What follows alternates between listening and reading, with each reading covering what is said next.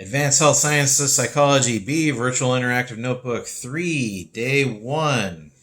So Notebook 3 is stress and coping, and Day 1 is about the stress... Day 1 is what is stress. Tomorrow we're going to do the stress response or fight or flight. But right now we're doing what is stress. The essential question today is what is stress, and the main idea is also what is stress. I would like you to set up your notes the way that I've shown in item 2 under today's lesson. I think that'll be the best way to go. The subtopics, as you can see, are stimulus-based theories of stress, response-based theories of stress. Then we get into what is a stressor, what is a primary appraisal, and what is a secondary appraisal.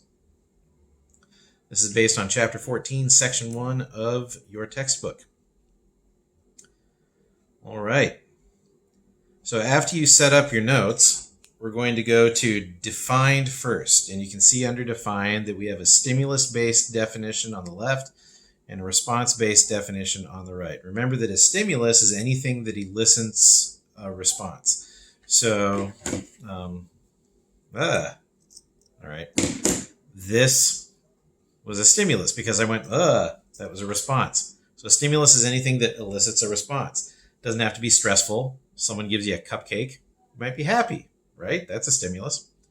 So, a stimulus-based definition of stress. So, this is when a stimulus is demanding or threatening, right? So, the stimulus-based definition of stress is a demanding or threatening situation. Write that after stimulus. And this is called a stressor. So a stressor is a demanding or threatening situation.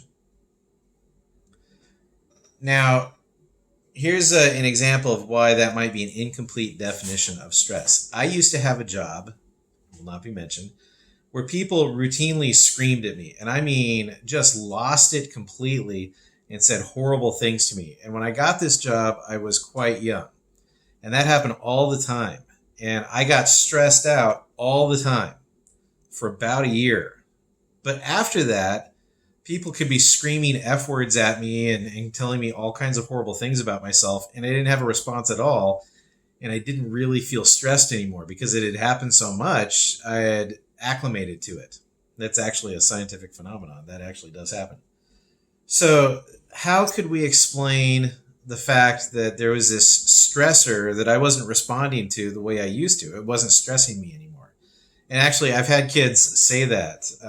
Usually when someone says something horrible to me, my response is pretty flat. I just kind of do this. And I guess it's confusing. I don't think it's as stressful to me as it is to other teachers, not because I'm such a stronger person, but because it happened so much in my past. Maybe it doesn't have as much effect anymore. So how do you explain that? Well, there's a response-based definition of stress too. It's only a stressor if it causes you to enter the stress response. So the response-based definition of stress is a physiological change resulting from a demanding or threatening situation. So response-based, I want you to write down physiological changes due to stressor. So if you have no physiological changes, was it even a stressor? Right? So here's another example. Some of you can do a cartwheel. I've seen you do it, and I tell you, I say, don't do that. You're on a tile floor. You just thump. And you don't even think about it. It's not stressful to you at all. So is doing a cartwheel a stressor for you? Right? Because you didn't respond to it like a stressor. But if I try to do a cartwheel, I would panic because I'm going to go to the hospital, right? So it is a stressor for me. So there are two ways to view stress. One, stress is if a person is stressed, if an external stimulus stresses a person. The second definition is a person's response to a stressor. If you don't respond to a stressor, is it even a stressor? So the definition of stress is probably a stressor and your physiological response to the stressor. So we have two things.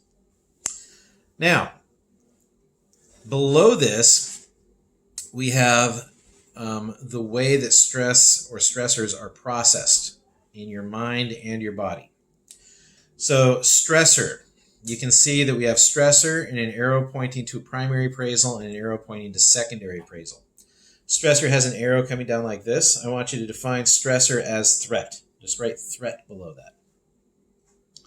So you perceive a threat.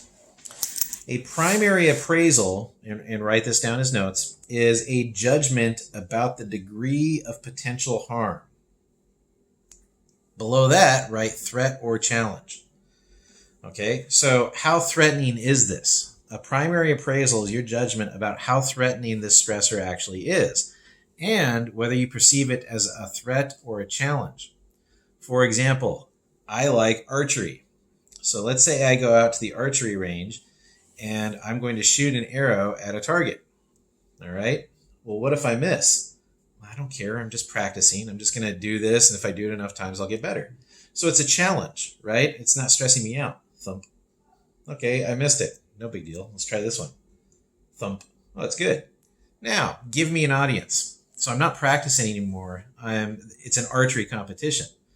Now, in an archery competition, the mental game is extremely important because people who shoot very well by themselves often crack when other people are looking at them because they might get judged, right? That's the threat.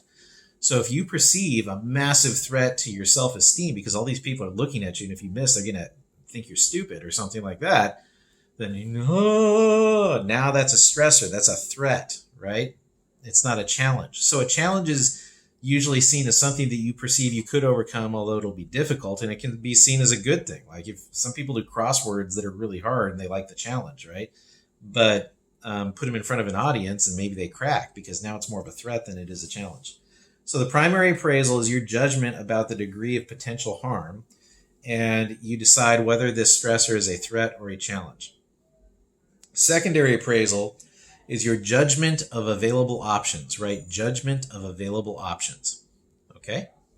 All right, so there I am at an archery competition. So everybody's looking at me. Well, what can I do? All right, I can focus on the target instead of people, right? I can shoot as quickly as possible, not care about the score, pack up and go home, right? I can drop all my equipment and run away right now, right? I can break into song. I mean, it's all the things you could do, right? So when I'm in a competition, I typically, when I perceive a threat, people are going to judge me. I typically try to just focus on the task, right? Okay, you're just going to watch. I tell myself, you're going to watch your body, draw the thing back, shoot it, and whatever happens is going to happen, right? Don't worry about judgments. You don't control those. So I'll talk myself down. I'll use some philosophy. So one more time, a stressor is a potential threat. A primary appraisal is your judgment about the degree of potential harm, and you will decide in your primary appraisal whether this is a threat or a challenge. And your secondary appraisal is your judgment of the available options that you could use to resolve this stressor. Below number 2, on the next page, we have output. It says, think about the last thing that stressed you out. In your output, identify the stressor, discuss what your perception of the primary appraisal was, and discuss the secondary appraisal. And then I have my example, and this happened to me last night. Stressor, my son was making loud, weird noises for no reason when I was trying to think. He actually had a reason. His reason was he was bored. So he was going, brrr, brrr. It was driving me absolutely up the wall. Like, why are you doing that? So I get that you're bored, but now I'm also annoyed. So I guess he wasn't bored anymore because he caused me to do something. He was a stimulus. My primary appraisal, I'm trying to work, and I can't work effectively if I'm stringing thoughts together and I hear, Secondary appraisal. So what can I do? I could go to another room. I could tell him to stop, or I can tell him to go walk the dog. I told him to go walk the dog. So he got some exercise and he left the house and we were all happy. So my stressor was my son making loud noises. My primary appraisal was that this is a threat. I can't work. And my secondary appraisal, those are all my options. Then I listed the options that I actually went with. So I want you to go ahead and write your notes, take pictures, put them in the boxes below, and I will see you tomorrow for day 2, the stress response or the fight or flight response. Thanks very much.